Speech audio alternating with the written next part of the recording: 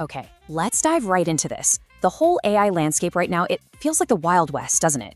You've got companies hitting billion-dollar valuations practically overnight, while at the same time, others are just burning through cash at an absolutely terrifying speed. So how on earth do you navigate this chaos? Well, we're going to break down the playbook from Manav Garg, a top VC who is backing some of the most explosive AI companies out there and really knows what it takes to win. We're going to cover 4 absolutely critical areas. First, we'll get real about the actual economics of AI, where the money is really going. Then we'll talk about how to find an idea that's not just an improvement, but truly disruptive.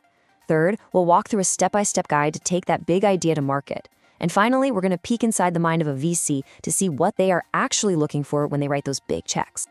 All right, first things first, what is really happening in the AI space right now? Is all this hype for real?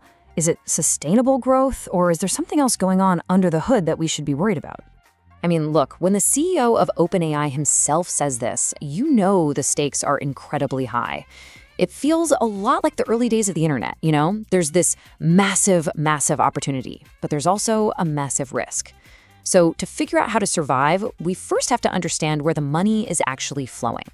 Now, this slide, this is where it gets really interesting because it shows you where the power really lies. For every single dollar spent on AI, a staggering 70 cents goes straight to infrastructure. We're talking NVIDIA chips, AWS servers. Another 20 cents goes to the foundational models like OpenAI's. That leaves just 10 cents on the dollar for the application layer. That means most entrepreneurs, probably you included, are fighting for the smallest, most crowded slice of the entire pie. And competing in that tiny slice is it's brutal. This chart shows you why. It's a concept called negative gross margin. For every $100 in revenue you make, you might be spending $110 just on the LLM and cloud costs to run your service. And that's before you've even spent a dime on marketing or product development. So the big takeaway here is you can't just spend your way to growth. You have to be incredibly, incredibly efficient to survive. Okay, so if the economics are that tough, it means you need a truly game-changing idea. We're not talking about a small improvement here. We're talking about a fundamental shift. So how do you find one of those? Let's use an example to make this real. Think about a classic, kind of boring industry like insurance. The obvious first thought, right, is probably just to automate the existing process. Use an AI bot to replace the human agent. Simple enough. But that's thinking way too small. And this slide perfectly illustrates that key mindset shift. Don't just automate today's workflow. That's a trap. Instead, you have to ask yourself, what is this entire industry going to look like in 2 or 3 years when AI is even more powerful? Then build the company for that future, not for the present. And that future, it's likely built around this wild new concept called agentic commerce. Seriously, just imagine having your own personal AI agent that knows your preferences, your finances, your health data, everything.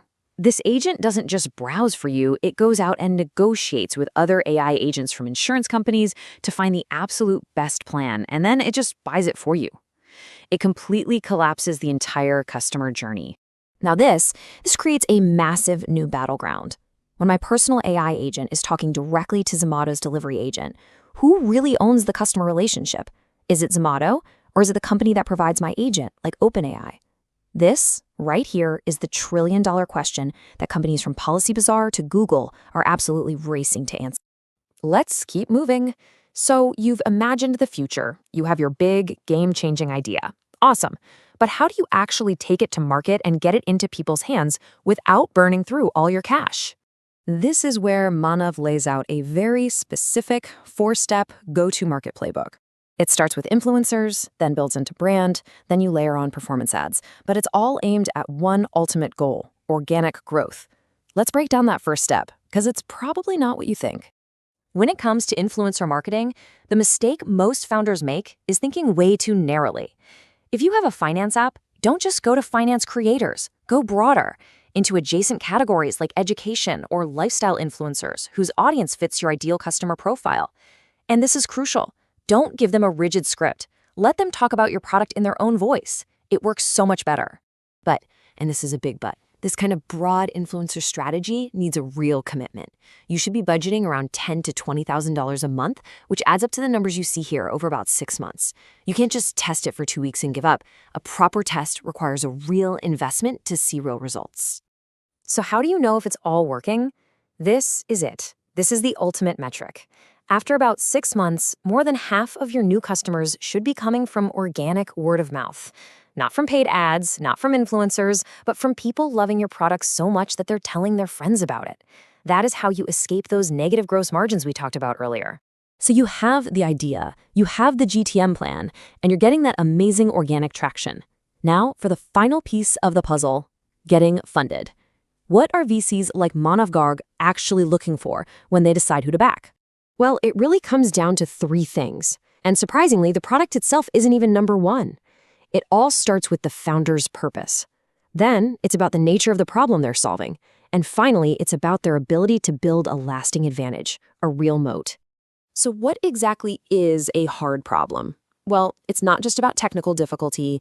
It's about solving something in a way that creates what he calls lead time, a head start that your competitors can't easily buy or engineer their way around. For example, the startup Emergent has over 3 million apps built on its platform.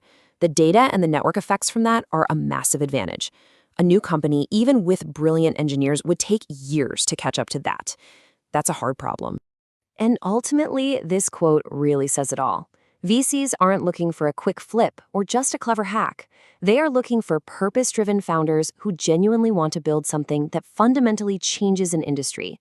They're looking for people who are training to be the best in the world at what they do. So the playbook is clear. Don't just automate the present, build for the future. Don't burn cash on marketing. Earn organic love with a product that's truly great. And don't just solve the easy problems. The AI wave is one of the biggest opportunities of our generation. It's not coming, it's here. So the only question left is, what hard problem will you solve?